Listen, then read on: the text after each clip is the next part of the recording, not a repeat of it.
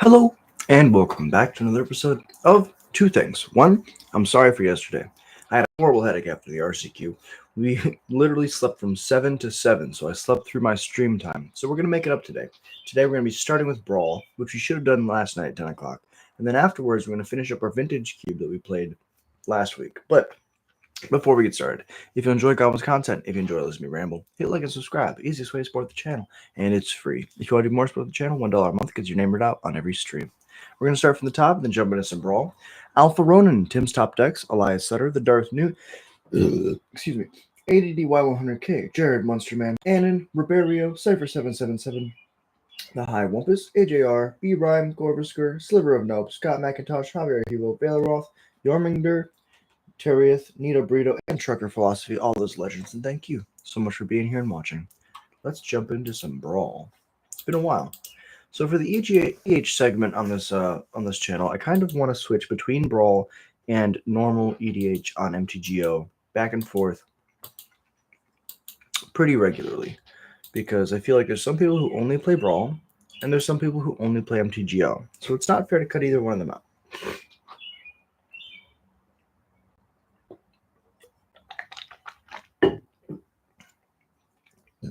I also slept through dinner last night. So you're gonna see me munching on stuff. I'll do my best to mute the mic.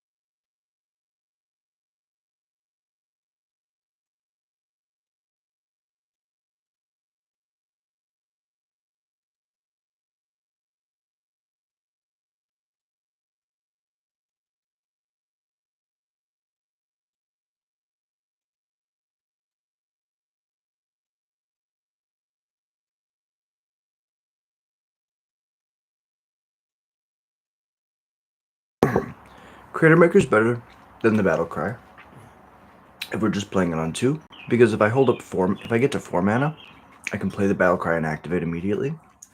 Creator Maker's disposable. It's a creature that I'm okay with them killing. And if they don't kill it, I have the opportunity to just kill their Arcane Signet, which takes them off mana. That's fine with me.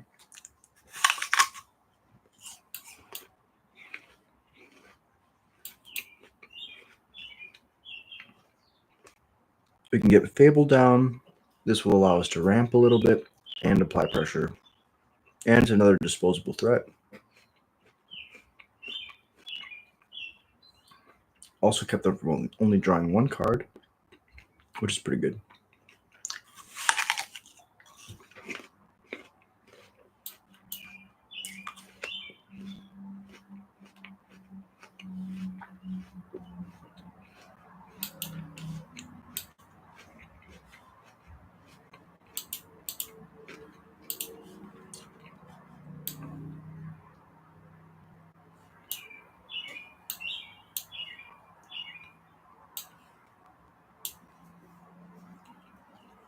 So I didn't know if the auto tapper was going to use all of my hasty mana to cast the General Create. So in order to make sure that the Frenzy Goblin also had haste, I cast it first, even though it loses me out on a damage. This thing can't block. Also, make a dude.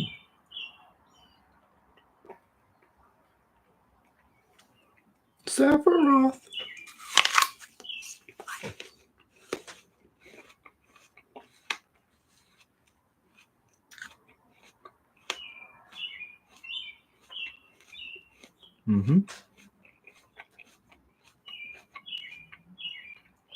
Now they play Sephiroth.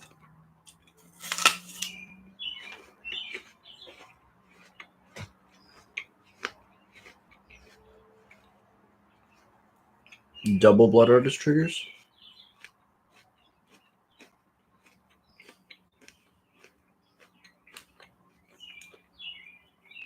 That pause was because they had to target a player.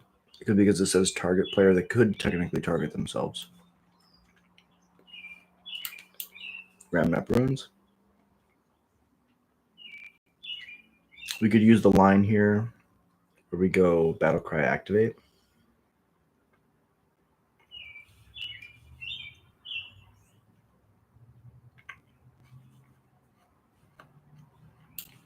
But I think I like more the idea of going General Creat, Combat, everything attacks.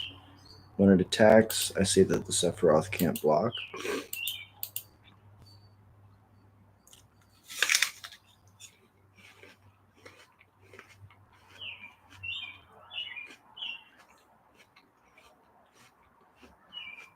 Sack Outlet.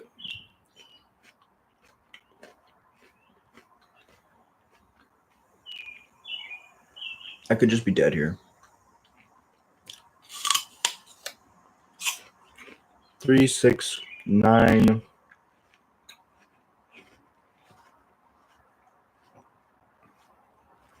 Maybe not exactly dead, but very close to dead.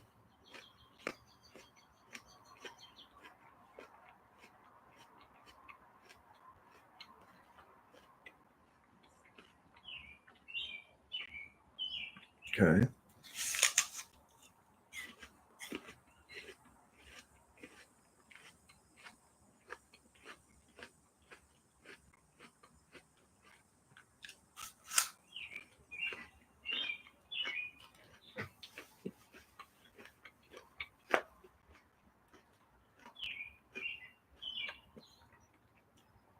Just passing is interesting.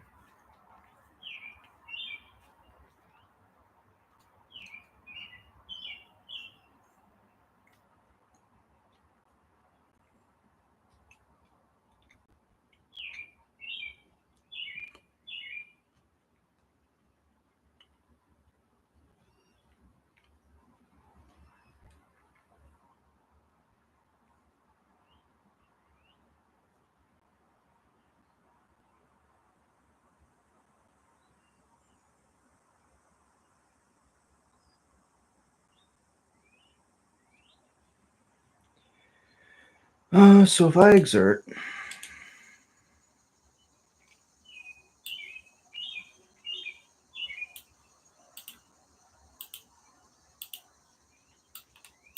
Hasty Breaches,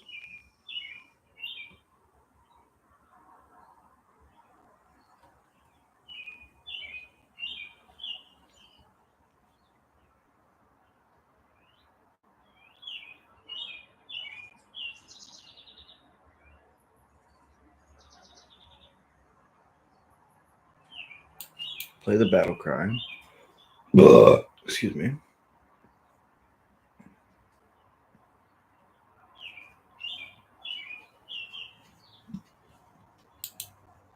Everything attacks, attack triggers.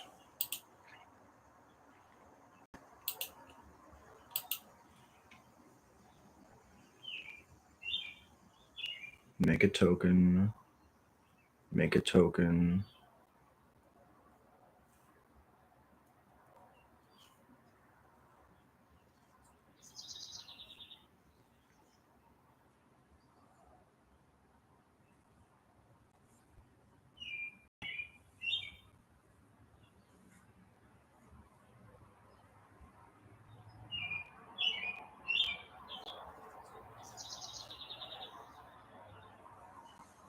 Good game, opponent. Well played. 3 Blood Artists and a Sack Outlet's pretty good against me. A lot of my stuff likes to die anyway.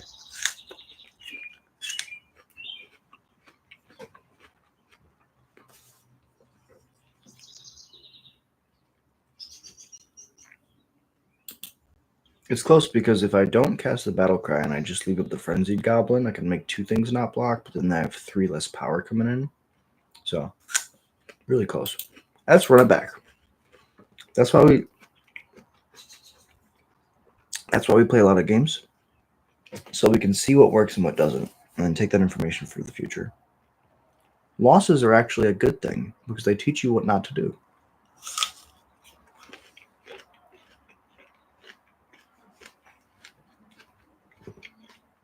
What did that teach me? I need more removal.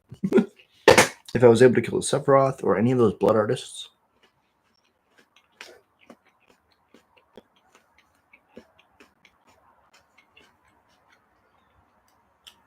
would have been in a much better spot.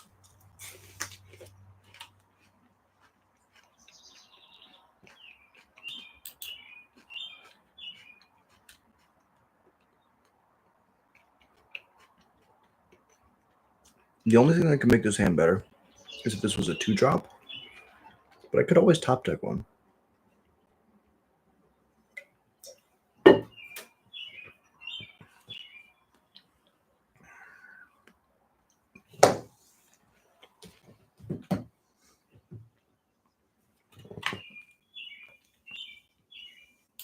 I'll take a land. Lands are fine.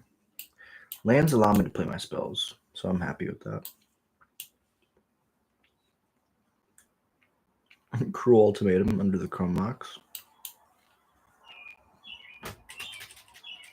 Smack. Oh. Sure.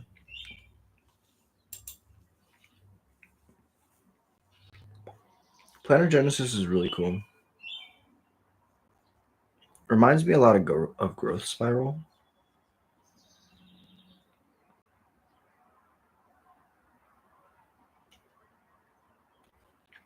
It's better on the land half of that card. Worse than the drawing card. Drawing half of that card.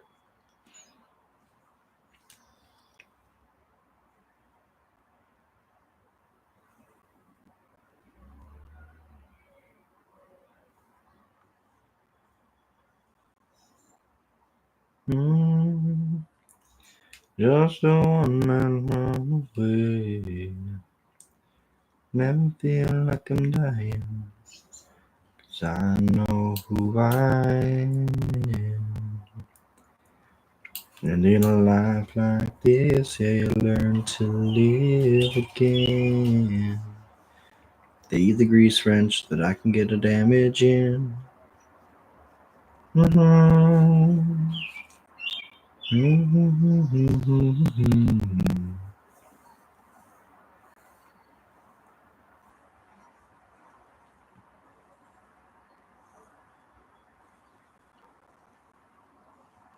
They want all the mana.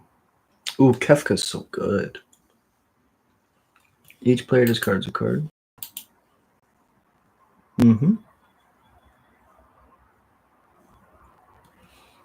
Ooh, baby. Ooh, baby, baby, baby.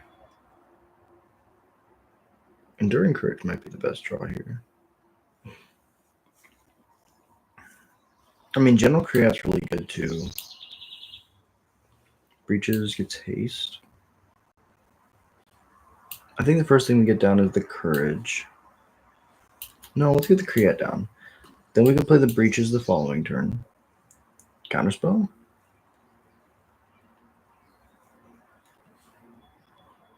Sure. Yes, I'd like to put it back in the command zone. Combat 2.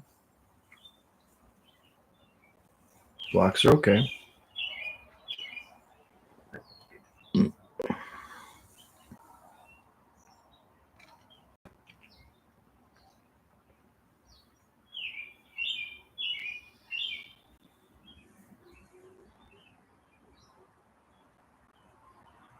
Attack with both.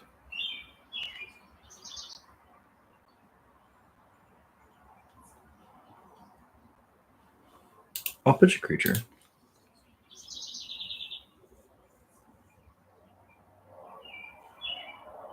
No blocks. So the Enduring Courage would have been the right play then, which is interesting to see.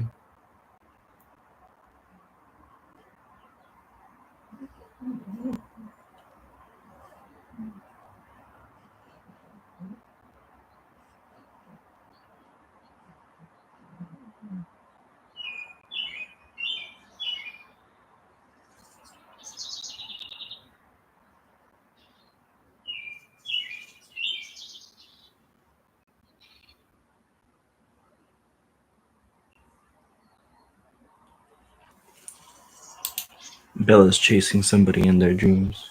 Good girl, puppy. You go get him. You're a good girl. Yes, you are. Her legs are moving. She's like, I'm gonna get him. I'm gonna get him. Yes, you are. You're a good puppy. Enduring courage. Combat gets a buff. Kill the whole squad in response to the trigger. Sure.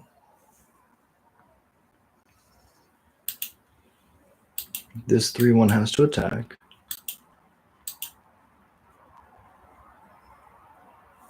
But we're running them out of out of threats. I should say out of cards.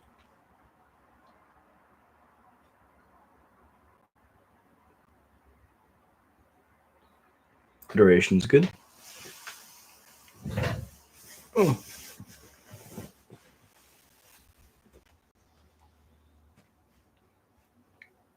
Because I'm just a one-man runaway.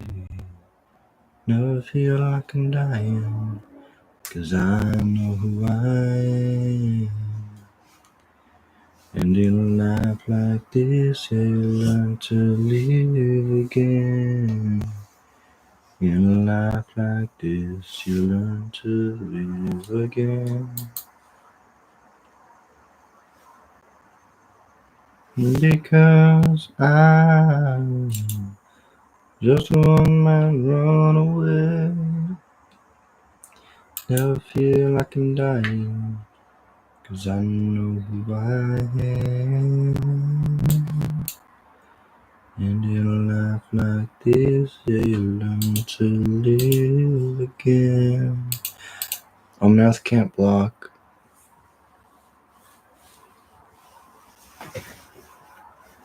Pass it over. It's a good game. They've got a billion cards. I've got a lot of pressure. They definitely have removal. Oh, baby. Hard cast is a comma? I think I'm dead.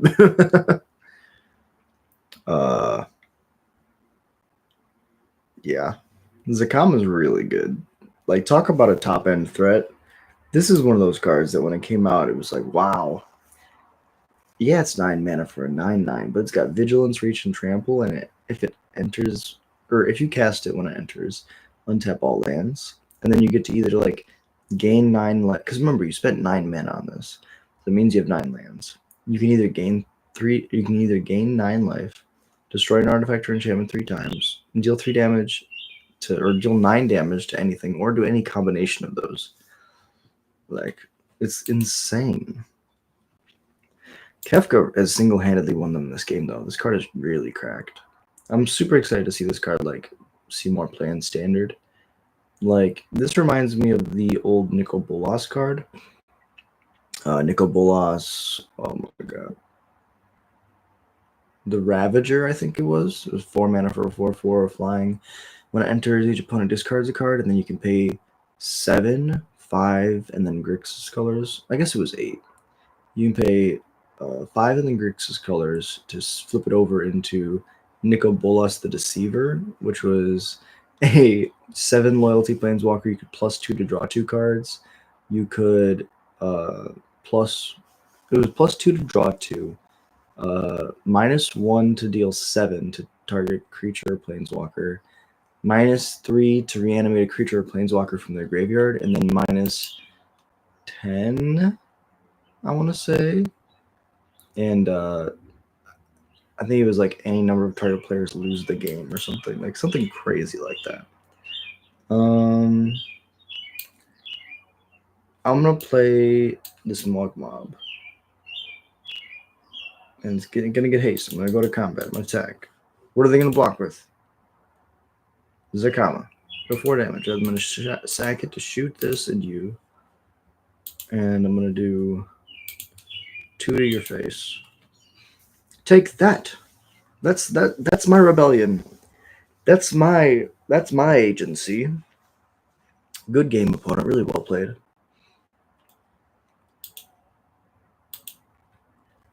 Yeah, they're doing something really cool.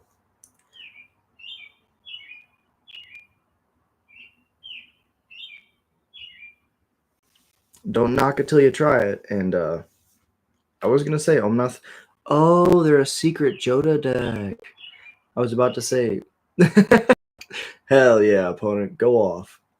I was about to say like Omnath is kind of unique. I've never seen this kind of deck before, but I guess Joda Legends is less unique. But I mean, kudos to them to not playing it as their legend.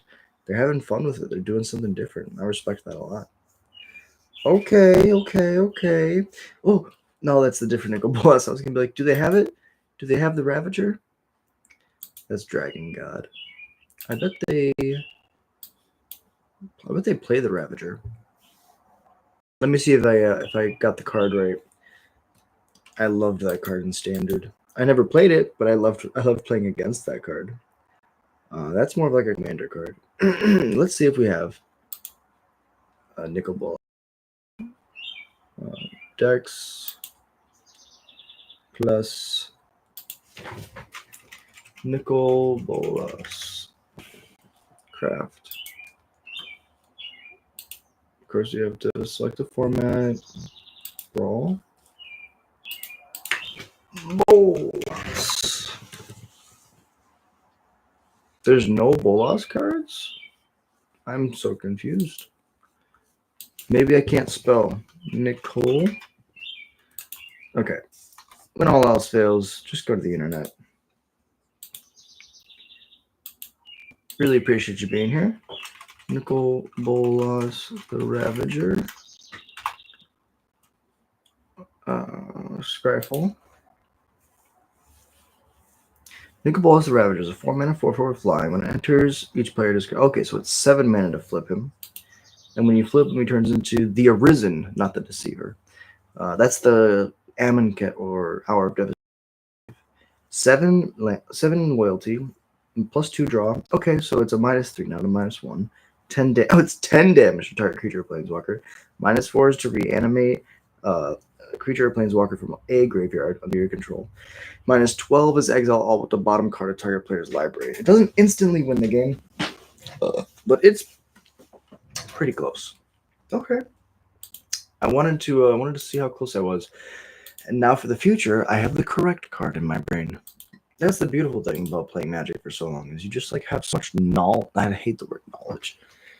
Some influencers have used the word knowledge too much. But I enjoy having the Magic lore in my brain. That's one of my favorite things about Magic, is knowing the cards and the interactions and all the cool stuff that you can do. The Virtuous.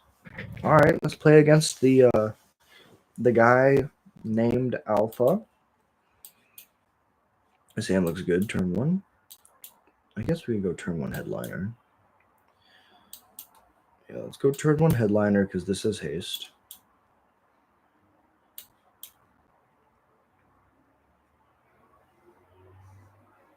They might just play ramp the first couple turns, in which case we can smack them real hard.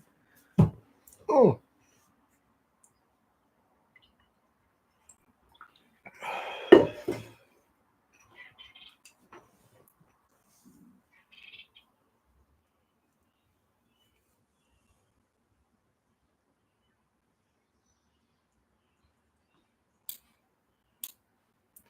Do we play the Aura Flame? I think we do. Let's just get it down.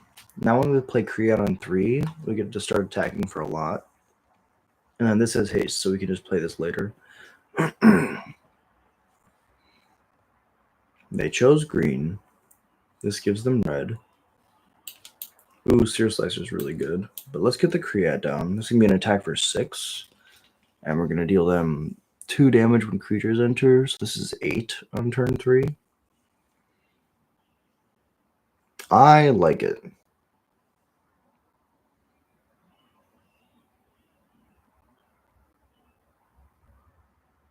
Sure. Opponent's doing cool things. This taps for green equal to his power. Yeah, so they can pump this up and cast this next turn. However, I get to do some crazy things.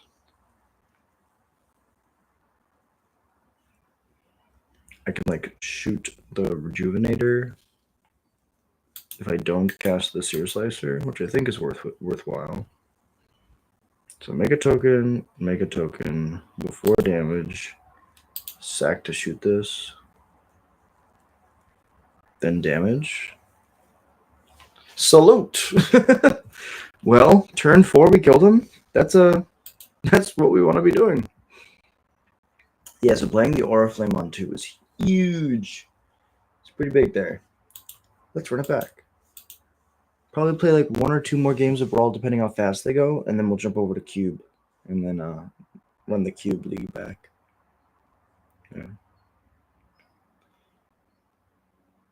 Oh, my neck.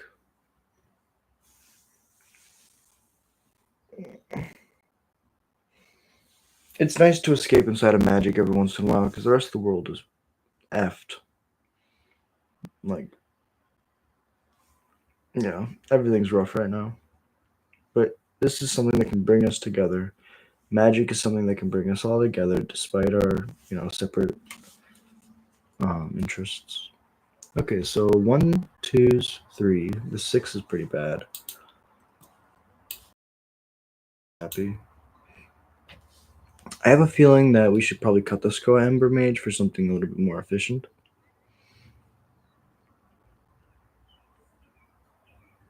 This is the only 6-drop in the deck besides Muxus, and this is not on the same power level as Muxus. As nice as dealing 4 damage on ETB is, it so often sits in my hand as a bad card. Let's play an Impact Tremors.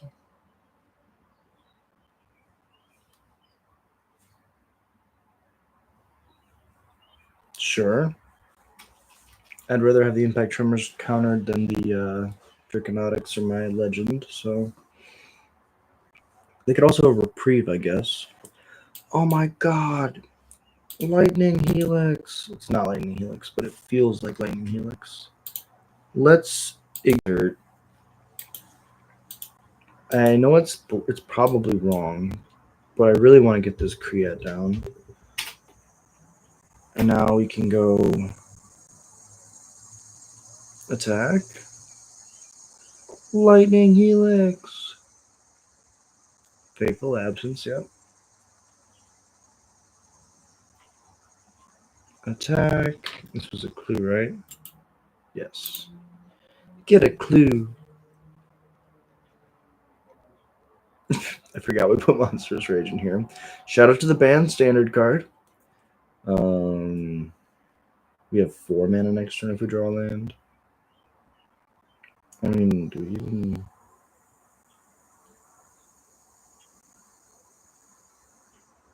Yeah, I mean, if we just get this down...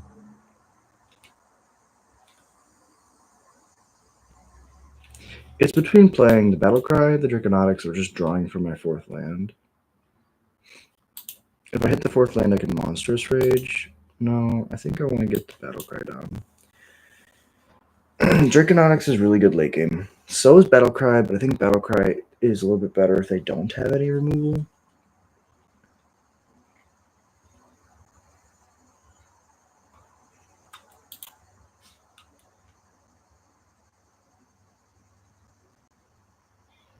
Question is, do they murder it now or do they murder it later? Because I know in these colors they have a bunch of removal. They just pass. Ooh, Fable's the best draw. Let's get Fable down. Then we get to make a token. Go to combat and attack. Target the token. My token can't be doing any blocking. It's on the wrong side of the field. Alright. Kills my token. That shows a lot of respect to it. There's 17. Played a legend. And this is going to be... Okay, and 03 is pretty good.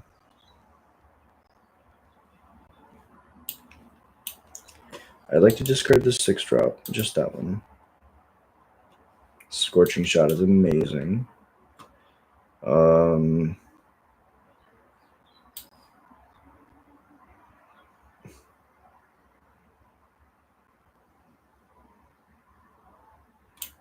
We can just Scorching Shot the Legend.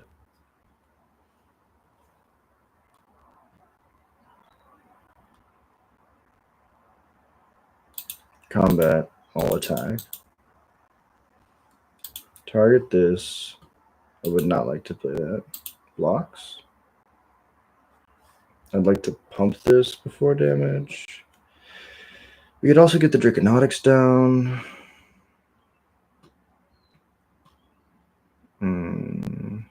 I mean, I like pump. This just is free damage.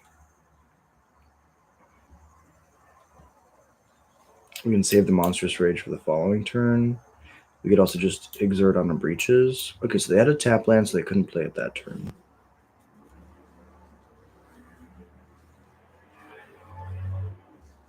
Sure.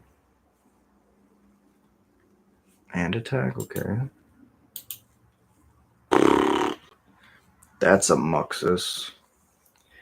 I can give this haste. And make the Avacyn's Pilgrim not be able to block. Let me think. If I exert, that puts me down a land. Oh, you know what I can do? I'll exert like this. Now I can go to combat, and I can attack like this. And now I can say, this one can't block. And I'll make this one not block. Okay. So this is guaranteed damage. Yep. Get Lost is really good. They kill my reflection, for sure. What? I was going to say, if they don't kill the reflection, I'm in a pretty good spot. Fascinating. So they're scared of the breaches making treasure tokens. Or making things not blocked. I don't mind the race. I feel pretty comfortable racing. 4, 5. Might just start cracking maps here. Map on the Frenzy Goblin. Try to find a land. Perfect. Map on the Frenzy Goblin. Still put me at 2.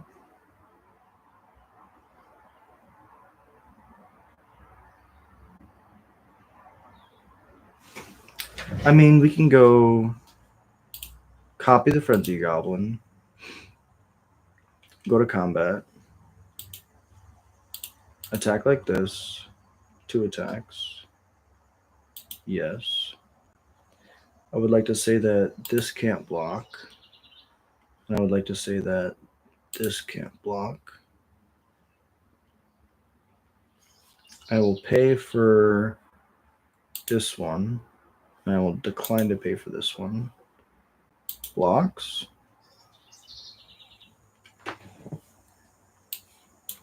Rage. Targeting the Frenzied Goblin. Put them to 3.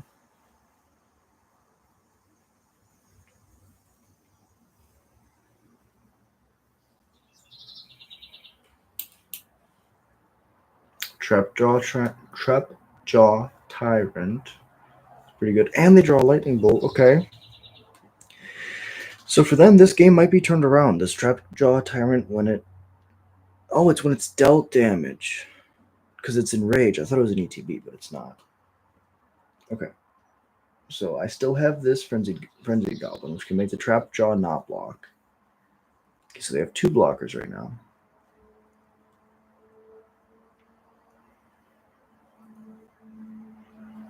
Ooh, baby. They're at 3.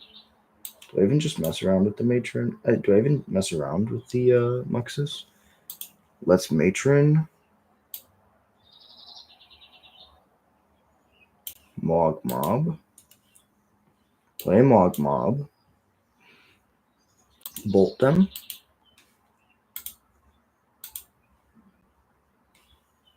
Good game. Well played, opponent. Well played.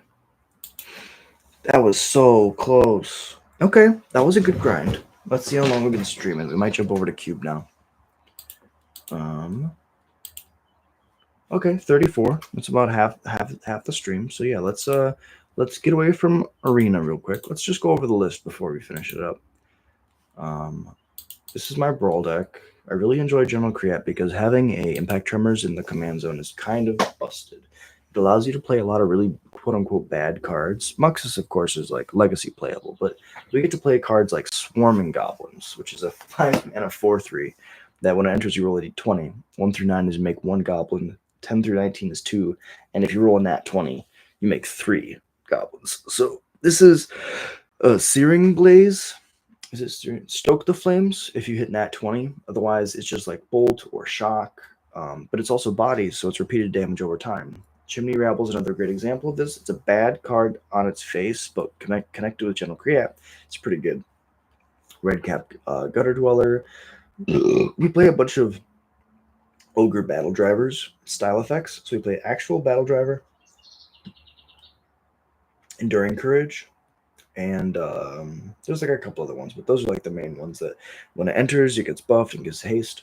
We also play a bunch of like really bad cards like Goblin Gang Leader, Volley Veteran, and like Goblin Heel Cutter, right? But again, they're goblins. They enter the battlefield, deal damage with the General Create, and they fit the stipulation of Goblin. Now, what I want to do is I kind of want to cut the Skoa Mage, do a Goblin search,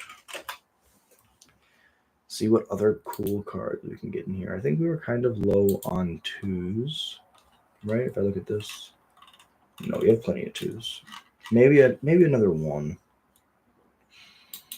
But yeah, I really like this deck. It feels super powerful every time I play it because we're very low to the ground. We're able to get underneath a lot of decks, and then the Impact Tremor style effect allows us to push damage in the late game pretty easily.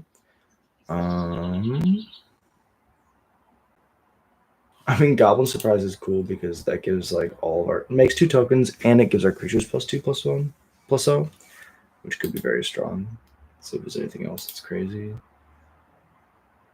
No.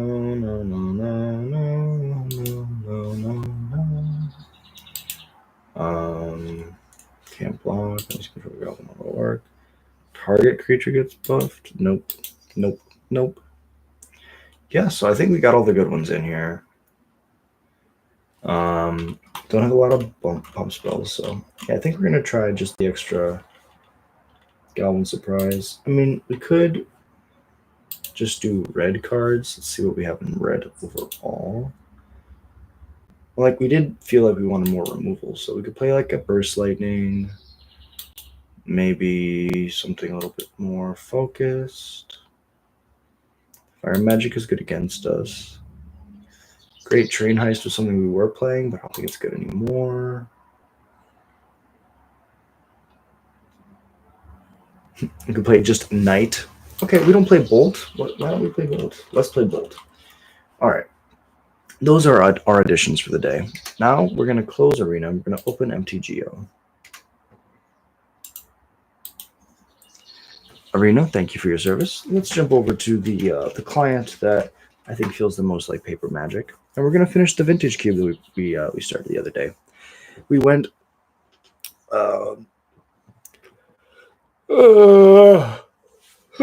We went 1-0.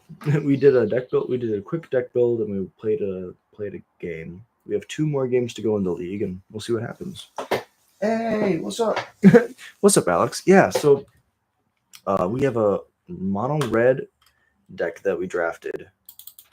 So Alex, hear me out. You were playing blue black, and you were playing it amazing, and you left, and I was like, well, I want to do mono red. So let's see if I can show you the deck. Play match. Deck.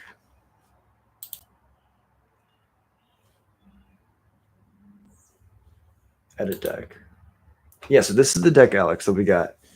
Yeah, you knew just when to jump in. So this is the deck that we drafted. We had like a bunch of like really cool cards, right? We had like some good white cards. We had some good black cards. Like maybe like a tokens deck, but we ended up just on this as our deck. Pack one, pick one was Soul Ring, and then the rest of the deck kind of just built itself. It's like a super aggressive mono red deck, and so yeah. we're gonna jump right into it. Looks fine to me. Yes. If Alex says it looks fine, then you know it's fine.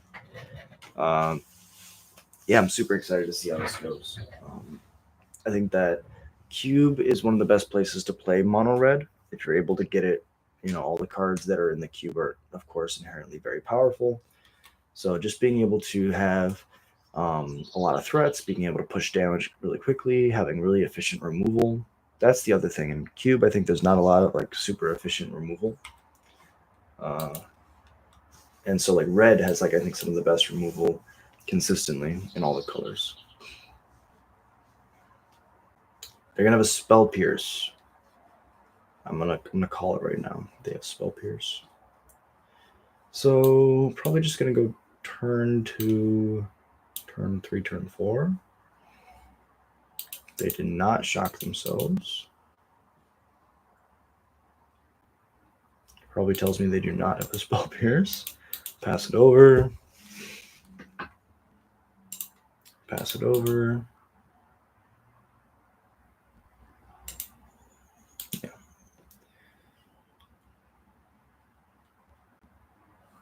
Aha! This is Alex. This is the best card in Cube. We won our game with a Figure of Destiny the other day. Our first match that we played with this deck, we got Figure of Destiny all the way leveled up, and then we killed them with it.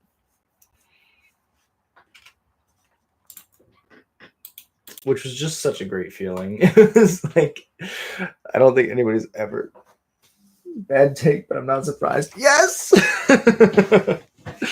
I love having bad takes, but then like executing, like doing well with it, because like people will never expect the bad stuff to like perform, and if you can get it to work, it's the best feeling in the world.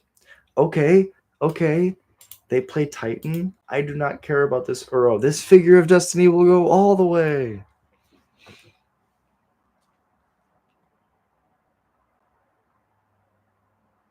All the way. And Ancestral? I don't care. Draw your measly cards. This Figure of Destiny shall go the entire way. Inti's pretty good. Do I just steal their talisman or do I wait for something better? I mean, I kind of like the idea of just leveling this all the way up.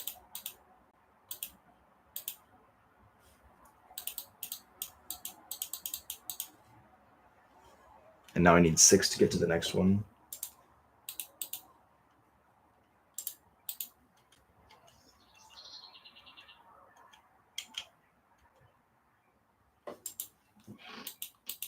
All right, opponent, kill my 1-drop.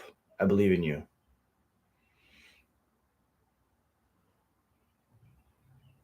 Murder. Murder.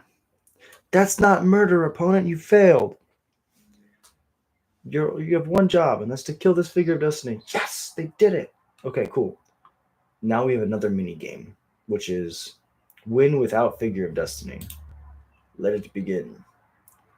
So the first thing we're going to do is we're going to Flame Slash the Voice. Then we're going to play Inti.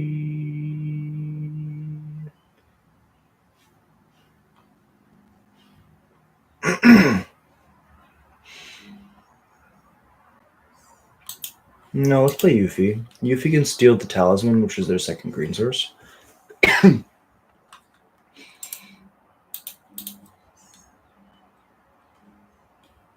I like it. I would like to attach an equipment. This also gives us 5 mana, so we can double spell next turn.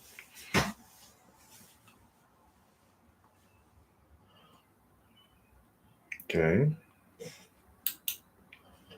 Play the land. Let's cast.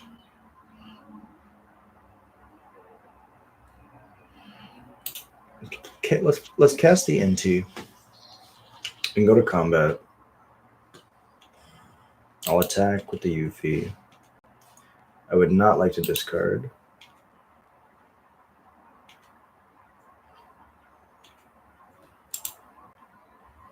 I'm not going to yield. I'm just going to pass.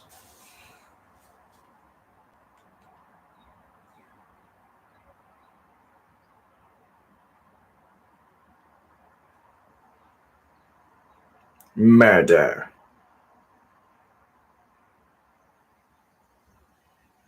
Balance.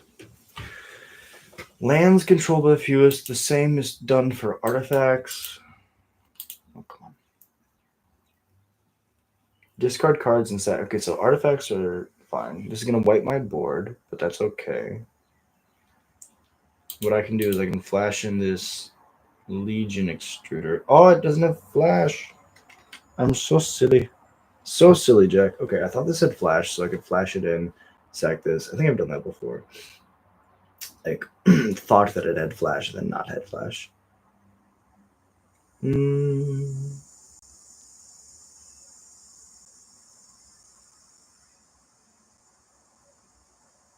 Yeah, we'll tap it for colorless and say that's fine.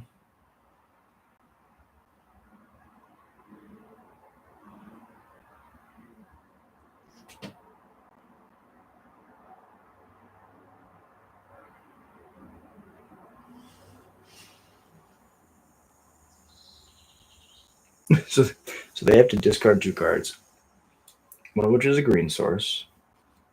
Yeah, sacking is good. They get the talisman back. So hashtag punts in the chat. If I would have cracked the talisman on my turn, I would have also lost the creature, but that doesn't matter because then they don't have a green source. Hey, what's up? What's up, Mink of the Mire? Appreciate you dropping in. We're playing mono red and cube. We were able to draft a really cool cube deck that I really like. Let's go to the end step.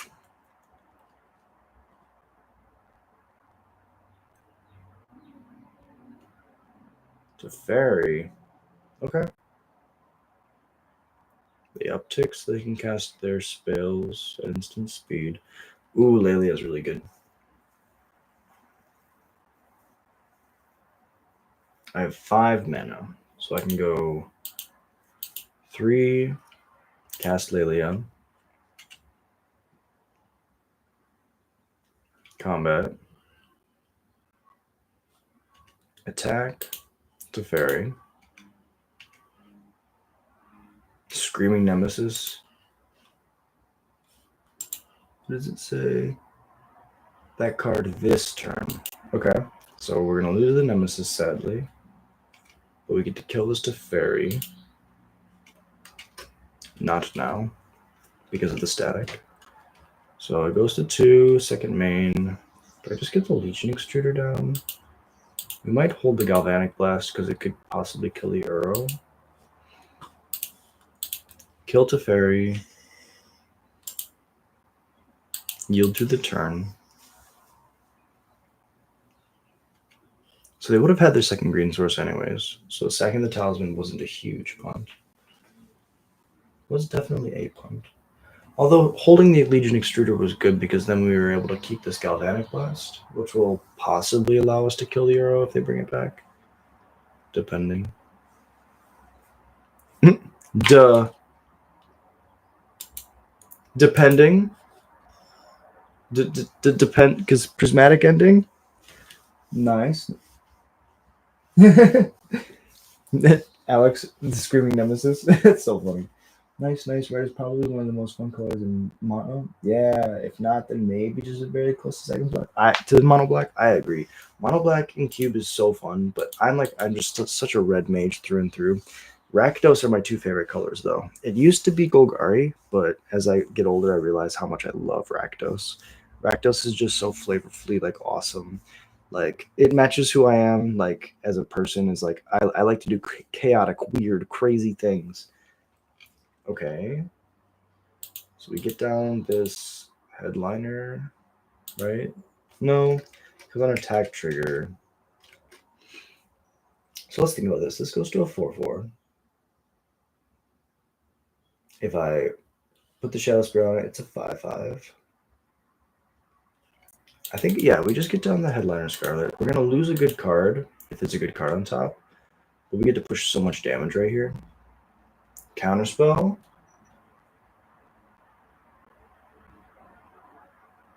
Mana Leak. That's good. No, Headliner's gone forever. That's fine.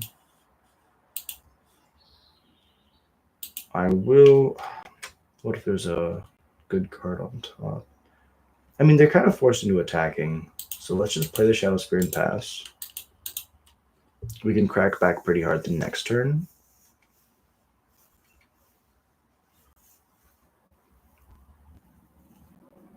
Crack it to draw.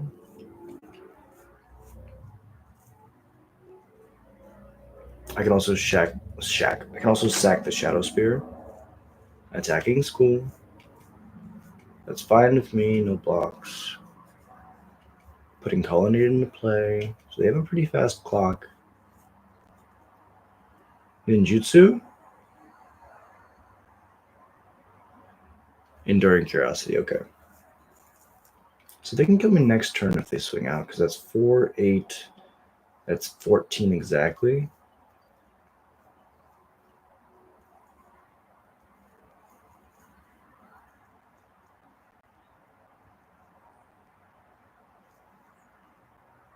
And a 6. Okay, so they can cast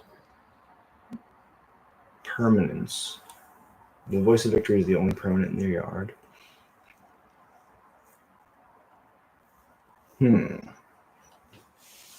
Very interesting.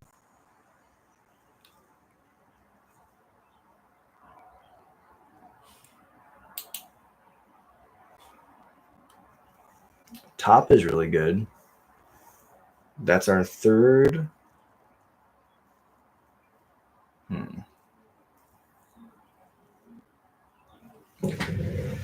So let's think about this. We have enough mana to play top, activate. Look at the top 3. But we don't. We can set up what we have with Lelia. That's 2 mana, then 2 mana to equip, and then 1 to activate the Galvanic Blast. That's pretty good. So let's play the top. Let's look at the top 3.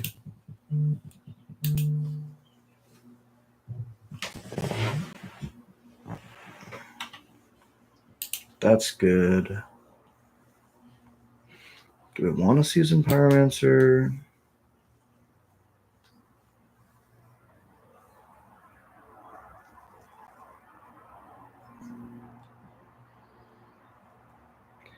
I don't think so. First card will be the last card drawn. So in that case, then we know that even if we play the Season Pyromancer, we're drawing 2 lands. Galvanic can't quite do what we want it to do.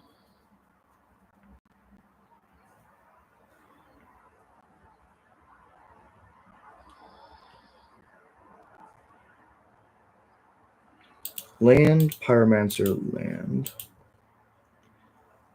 So then we can go equip the Shadow Spear to Lelia.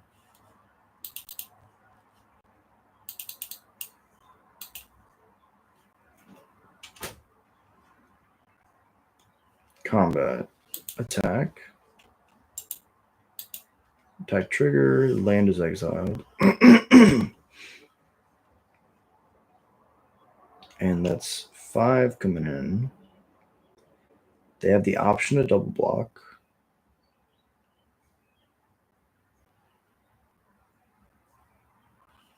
Now we tap, cast Galvanic.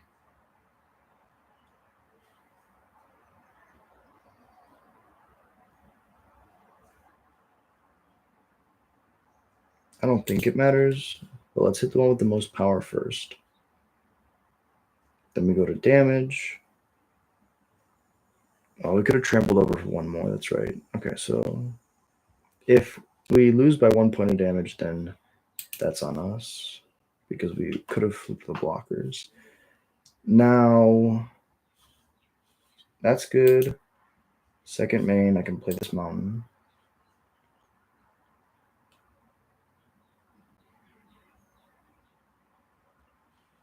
And then I can look at the top 3 again.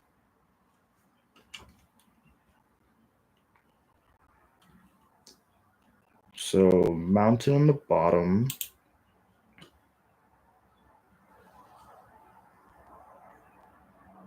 Then Karn, then Season Pyromancer.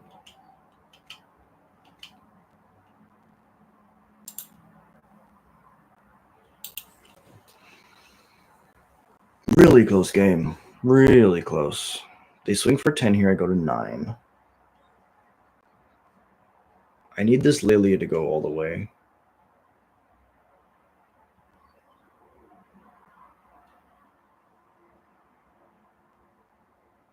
Colony, it's fine. They're trying to race.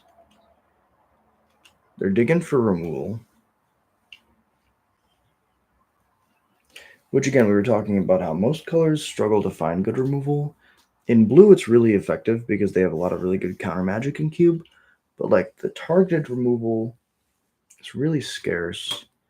They've already used 2 of their best removal spells. Prismatic. I guess maybe it was game 1 that we saw the other one.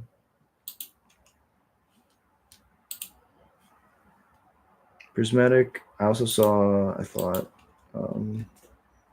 Get Lost. But maybe that was game 1. Okay, Black Lotus is good. That's a good card.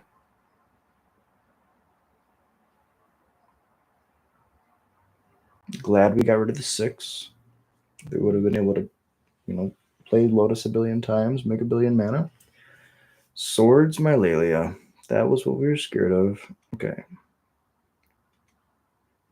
Draw the Season Pyro. We can play Season Pyro.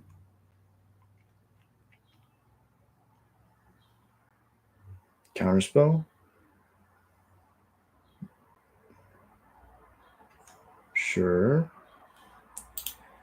They put it on top of my library, so what I'll do is I'll draw a card with the top, replay it. Now I draw 2, which will be the top and the Karn. Yield through this turn. This will be a chump block.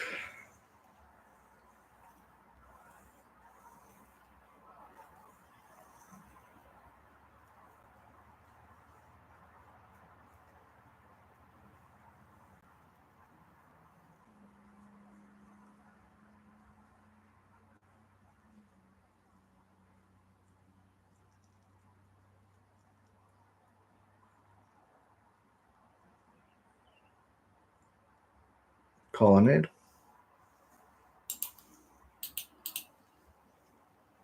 Swing for 10. Chump 6 of it. We almost erased the Euro, which is insane, because that card's really good against this deck.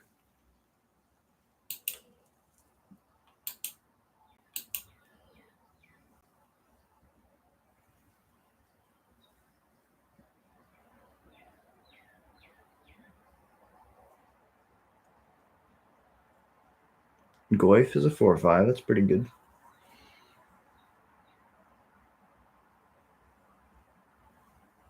Noble, okay. Goyf is a 5/6, okay.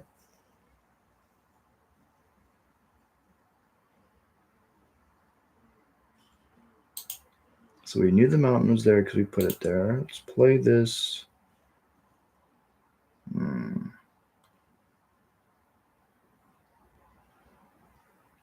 Let's play the top.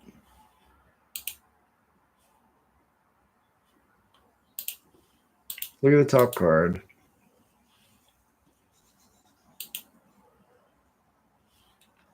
Oof. Bottom, top. Tap to draw. Play Soul Ring.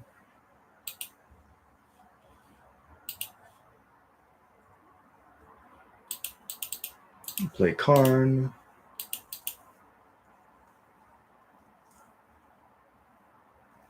Oof. Good game, opponent. Really well played. That was super close. They had what they needed when they needed it. You can never be mad at your opponent for doing what they needed to do to win. So even if I block the Uro now, because the Karn is in the graveyard, it buffed the Tarmogoyf to 6 power.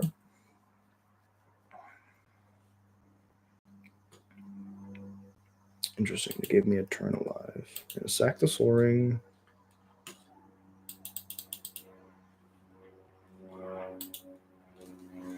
Make a 3/3 jump.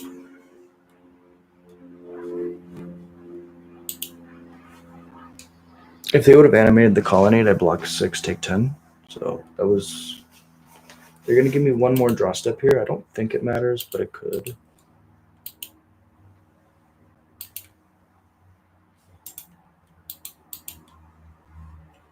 You always got to fight. When you see a line, you got to take it. You got to try to fight.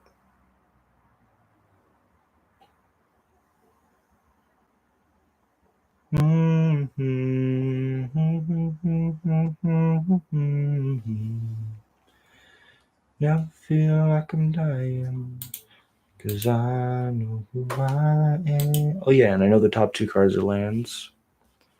But let's take a look. What's the third card? That's not a land. But Bloods need a card to be discarded in order to do it. So we're gonna go bottom, bottom, top. Okay. Okay. Draw. Play Avoria.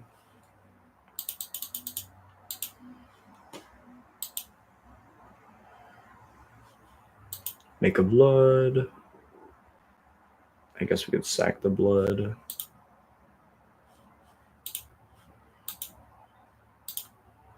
Make a deed. Then I'll yield, and I die in the air. We did our best. That was a really close game. We slogged through a lot. They gained quite a bit of life from this arrow.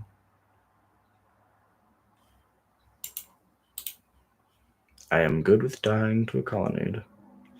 Back in my day, we used to die to Colonnade a lot. That was one of the things that you needed to be ready for, was your opponent activating a Colonnade.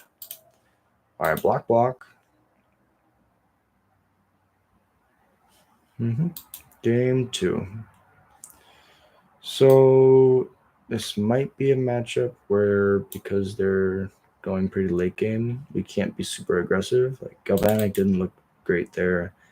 Unholy Heat could be good, but we have instant, artifact, creature, land as our only things. Mind Collapse, pretty bad against them. We're trying to put as many threats in as possible. Just keep pressuring their life total over and over and over again. GT is not the greatest if they can kill all of our creatures. Definitely not a chainsaw matchup. Flame Slash was good. Unholy Heat less good. Top was decent.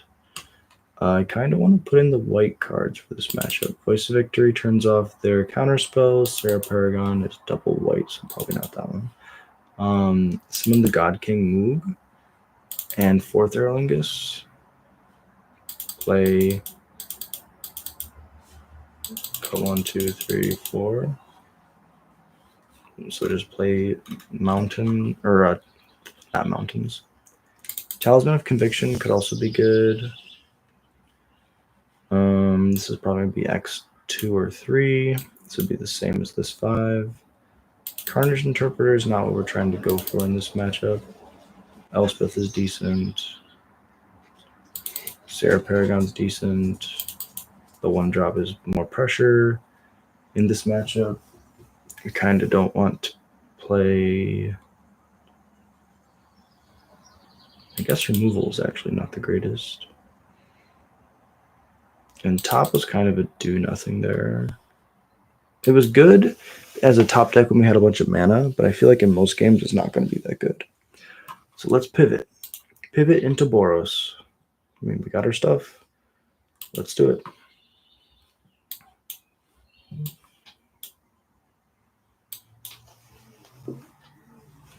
Oh.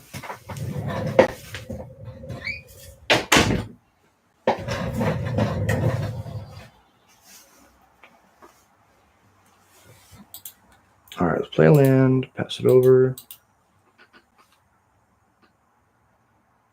Because I'm just a one-man runaway. I never feel like I'm dying. All right, tap for green, play 6. And then they can cast it for as many lands are in their hand. Mm-hmm. That's not a 6. What are you doing? Now they're going to play a 6. Because 6 gives all your non-land permanents in your graveyard retrace. So if they... Oh, my... Oh, Descendant of Storms. We didn't have a play on 2, so this is actually really good. Because a 6 allows them to just pitch a land in their hand to recast the Black Lotus. It's like a crazy remand.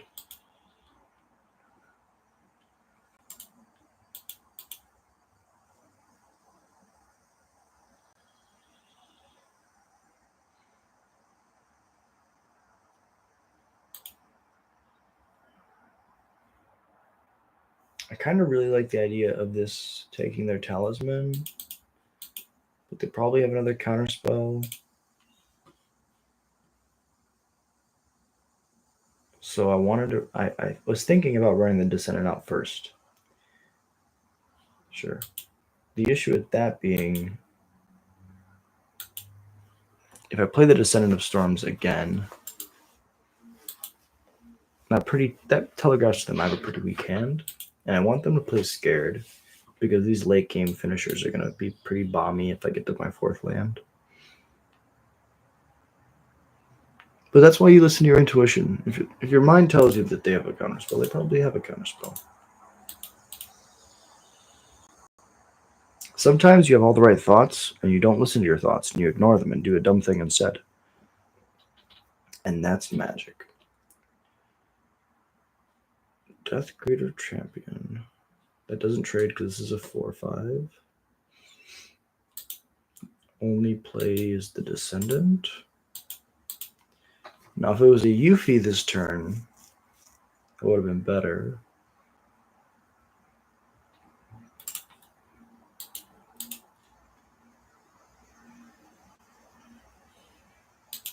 If I don't draw a land, I can just endure and make a token that can block every turn.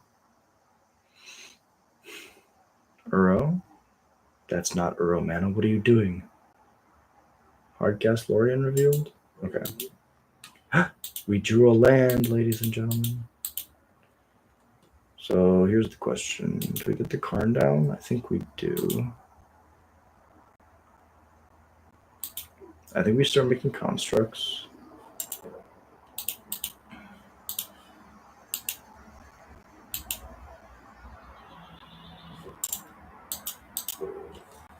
I know they have a bounce in their deck. So they could find it off the Ancestral. They could find a off the Ancestral.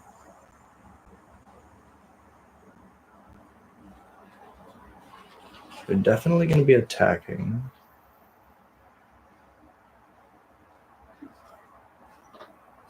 Yeah. We'll just save ourselves a lot of trouble if we block.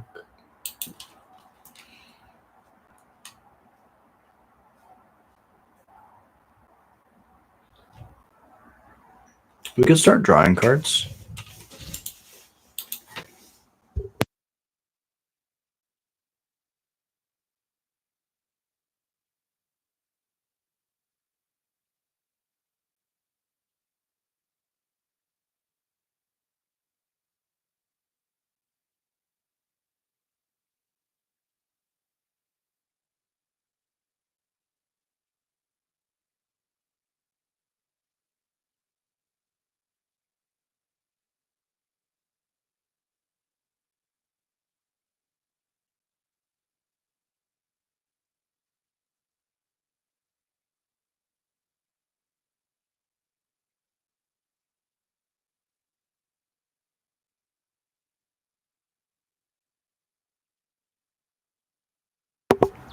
All right.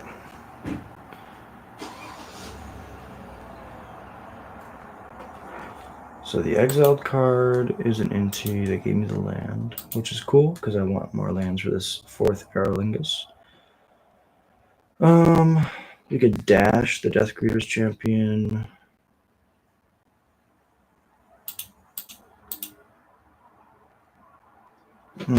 Interesting. We could also just endure.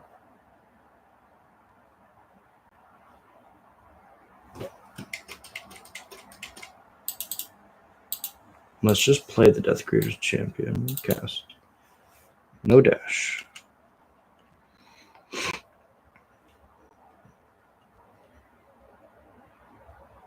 Hardcast Forcible, okay. Now we go to combat. We attack with the Descendant of Storms. I would like to pay this.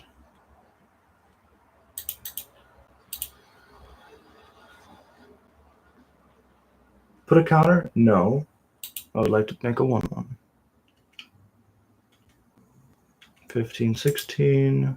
Pass it over. Now I have a chump blocker for the Glyph.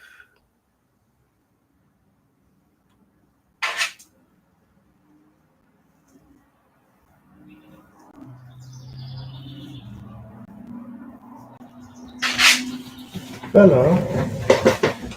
Why? Why do you want to come? Why are you going to go back in here? You're just going to lay down and sleep. When I have the door closed, she's like, let me out. And then when I have the door closed, she's like, let me in. You're never happy. You're always frustrated with me. It's okay. She's a cute bubble. Hey, what's up? Yeah, I'm live playing Vintage Cube right now. About to lose to an Earl again. But yeah, thank you so much for dropping in. Yeah, do me a favor. What YouTube short were you watching? I'm just curious which one got to you. But thank you so much for being here. Powerless, absolute legend. Thank you so much for dropping in. We're chump blocking this spirit.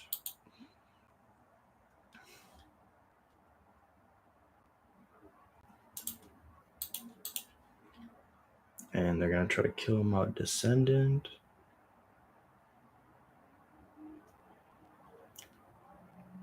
Because I'm just one man run away. We played through 1, 2, 3 of their counter spells. I think I remember them having one more. And I feel like I'm dying. Because I know who I am. And in life like this, yeah, you learn to live again. In a life like this, yeah, you learn to live again. We could play NT, grab NT, play NT.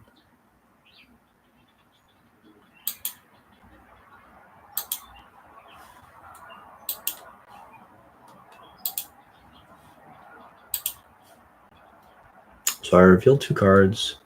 Seasoned Pyromancer, Figure of Destiny. Ooh, Figure is so good. They give me the figure, that makes sense. We have 6 mana. This is 5. 6 if I level it up. Play the Headliner Scarlet. You could play this and then level it up. That's 4 mana and then have this. Or we could just slam 4th Aerolingus.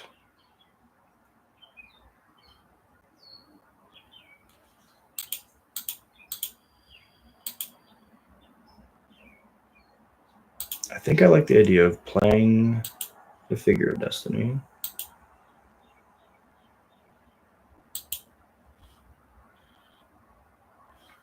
Leveling it up.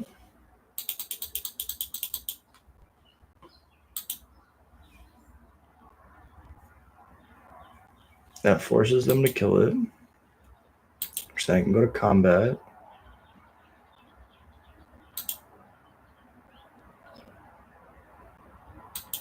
And I can attack, pay the thing, make the dudes.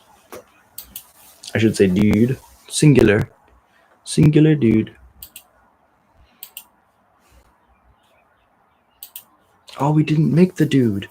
Now the Karn's gonna die. Silly Jack. Oh, now we made a trade. Yay! Okay, our punt is halfway decent. The jellyfish advisor short? Perfect. Thank you. I really appreciate you. YouTube is very much so like a big game of statistics. It's like how much information and data can you gather? So that really means a lot to me. Thank you so much. What did you think of the jellyfish? Do you think that card's good or bad? I think that card's actually going to be crazy in Commander. Like being able to tap your artifacts to cast your legend, especially if your legend is like an Urza or something, right? Like that seems really good. I'm trying to think of like a legend that would allow you to like cast spells over and over and over again. How did they not trade? Oh, they must not have blocked. Yes, this is still alive. That makes sense. So kill the Karn, swing in my face, escape the arrow. So now they can kill me on the crackback. So sequencing, right? If instead of going the Figure of Destiny, we go 4th Airlingus last turn for X is 4, that's 8 plus the Descendant would be 10 damage. They block the 2 that they did with the Enduring Curiosity.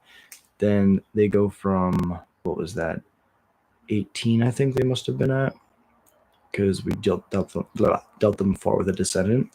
If we deal them 8, they would go to 10. Then they escape the Earl, go to 13. The following turn, I get to Headliner Scarlet. And I think like we have them on the ropes. We played 1 turn later than we probably should have. I take it all back. I take it all back. Copy of the Mount Token.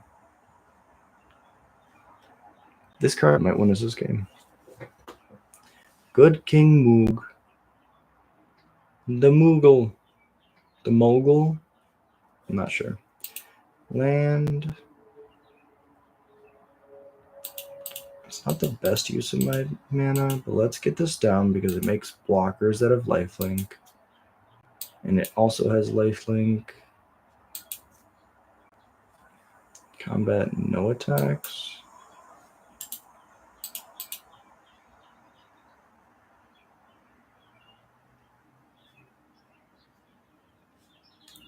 Cast a non-creature spell. Okay, so when I cast this 4th Airlingus next turn, I get to make a copy of one of the tokens.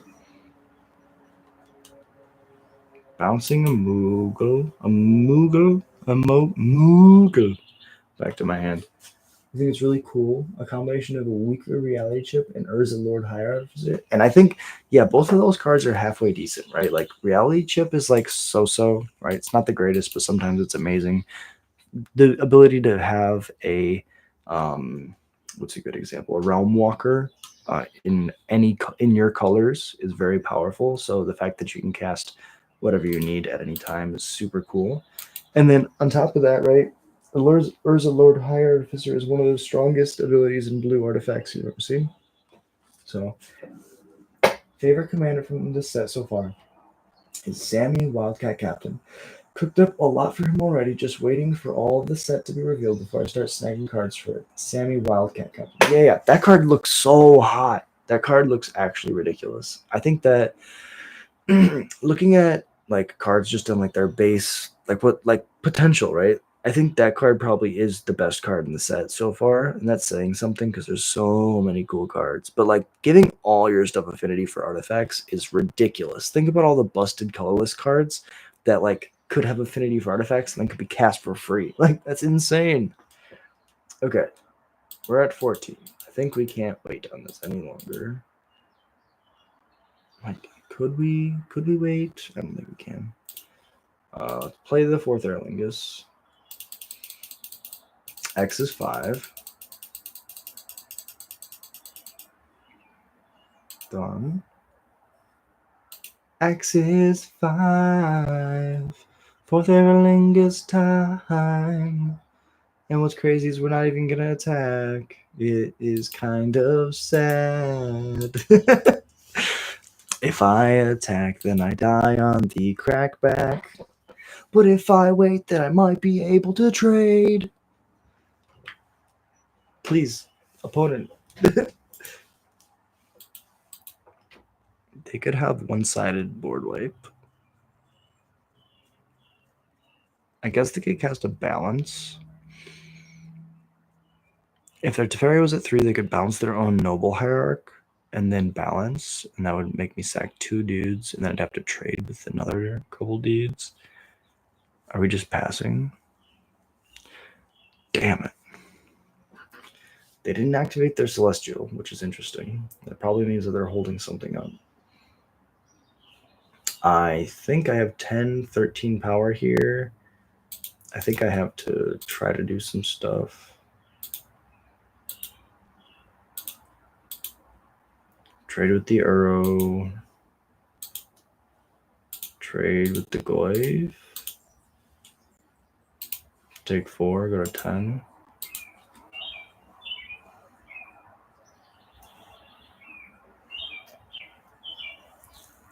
And if they have like one card to put in the graveyard, like the fetch land that's on the battlefield, then they can escape the Uro, and I'm pretty dead. You want to cast your Ulamog? Oh my god! You're so right. MH3 Ulamog for free sounds so disgusting. Okay, so they play the 6, but they don't have any cards to discard. That probably means that they have that they don't have any lands in their hand. Otherwise, they would recast this Black Lotus like 1,000 times. Okay, let's start with Aurelia. Oh, I didn't tap enough. Okay, Aurelia first.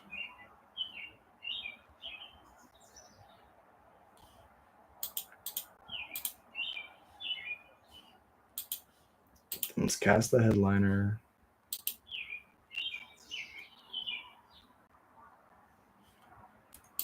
Make your creatures not block. Okay. Okay. They can activate Colonnade. But I don't think they can, actually. Because even if they activate creatures they control can't block, it doesn't say that. Oh, Sarah Paragon. No! Permanent spell. Okay. So it's not the biggest loss, because the only permanent spells we have are like Death Creators and you. Okay, so maybe that was a big punt. We could have just played the Headliner. No, because if we just play Headliner, we don't have enough mana to do it both. Really close. Really close. Hollowed Fountain. Okay. Okay.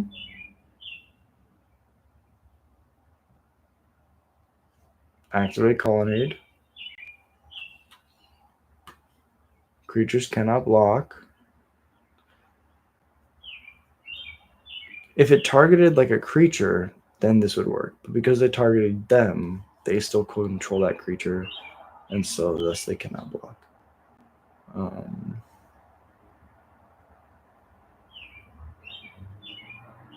Ooh, really interesting. So if I attack with the Headliner Scarlet instead of the Lelia, then if there's a good card on top, I don't potentially lose it. Also, I think that the Lelia is a better chump blocker because the Headliner Scarlet like guaranteed gives me value every turn. The loop you actually want to use is Essence Reliquary to put Ulamog the Defiler back into your hand and do it twice a turn. Probably winning by that point. Oh my god, that's so cool. But honestly, that's the beauty of playing. Wait, if they take the Headliner Scarlet, then I don't have a blocker and my creatures can't block, so that's interesting. That's the fun of Commander, is trying to figure out what fun things you can do. Ah, I see. Sleep magic. Go to sleep. That's the fun thing about Commanders. You get to build things that may or may not be like, oh, I'm not trying to. That's what I hear about that line, right? You're not trying to necessarily win the game. You're trying to do something really cool and fun. And if it wins the game, it wins the game. But if it doesn't, you're having fun laughing with your friends about how dumb the interaction is, right? And that's how I like to play Magic personally. I feel like Magic is more fun when you focus less on the, oh, I've won the game, and the how do we get to a point where I've won the game, right? The winning is not the goal in my mind at any point in time. It's the really dumb interactions, the fun things you can do with your friends. Like all that stuff is what makes Magic magic. And I'm super happy to hear that the new set is making you brew and explore things that you want to do, because that's, in my opinion, the best thing about Magic is when you get to figure out what weird and wacky thing am I going to do to try to win. And we die. All right, we're going to do our best. We're going to play this. We're going to shock the Noble Hierarch. And then we're going to play this Shadow Spear. And we're going to yield through our turn. We could make a blocker by sacking the Shadow Spear, make a 3/3 artifact. The issue with that is they have this Colonnade that flies. So we die no matter what. Good game, opponent. Really well played. Really well played. You know what? If you had a bunch of pillars flying at you, you would probably die too. They're just throwing the pillars at your face like, die. And I'm okay with that. Good game, opponent. Really well played. The variance of a 100-card deck is what I love. Yes. Also learned to love losing and teaching my friends how to realize their deck building goals. 1,000%. It's like it sounds so cheesy, but the gathering is really why we play. Like having those experiences with your friends, whether you win or you lose. I play a lot of modern and legacy and like competitive formats, and I always try to like instill that upon my friends. I'm like, hey, like I'm having fun if I'm doing my weird wacky thing, but I am also having just as much fun watching you do your weird and wacky thing. And I think that mentality is really important for a lot of different formats, because then you're able to enjoy games regardless of whether you win or you lose. And for the longevity of like players, it's really important to have that mentality of, hey, let's have fun together, right? I'm not trying to take your fun away from you, and you're not trying to take my fun away from me. We're both just sitting here and enjoying what we're doing, and that's the beauty of it. And you can take that. I take that mindset into legacy, and I take that mindset into like standard and all these formats where people are just so focused on like winning and achieving something, when in reality we're achieving something right now just by playing with each other, by enjoying each other's company. And so powerless, I 1,000% agree with your points, and thank you so much for dropping in. I hope I see you in the future. I'm actually going to jump off now. I'm going to go eat some food, but we stream 10 o'clock p.m. CST every day. Today was slightly different. We were doing something a little bit different. I was sleeping yesterday because my brain is killing me, but it was a catch-up stream. The first half of this stream was Brawl on mtga, and then the second half of this stream was Vintage Cube. We have a schedule, so Monday, which is tomorrow. Oh, god damn it. I'll stop sharing everything so you can see. You too. Thank you so much for dropping in. So Sunday limited. That was today. Monday is standard. Oh my god. How can I do this? I don't know how cameras work. Monday is standard. Tuesday is Pioneer. Wednesday is Modern. Thursday is Pauper. Friday is Legacy. Saturday is Commander. So if you enjoy any of those formats, we play Goblins in every format. It's nice to see like something different, and I like to play Goblins against everything that's good, because then I get to like really test the brew and the stuff. And I'm a deck builder at heart, so I like to do weird and wacky things. Again, I try to bring the Commander feel like let's just have fun into these all other competitive formats. So if you enjoy Goblins content, if you enjoy listening to me ramble, hit like and subscribe. Easiest way to support the channel, and it's free. If you want to do more support the channel, you know what to do. Shout out to all the legends who support the channel on the membership tab, and thank you so much for watching. Powerless, the Darth Newt, Mink of the Mire, all of you, thank you so much for being here. Till next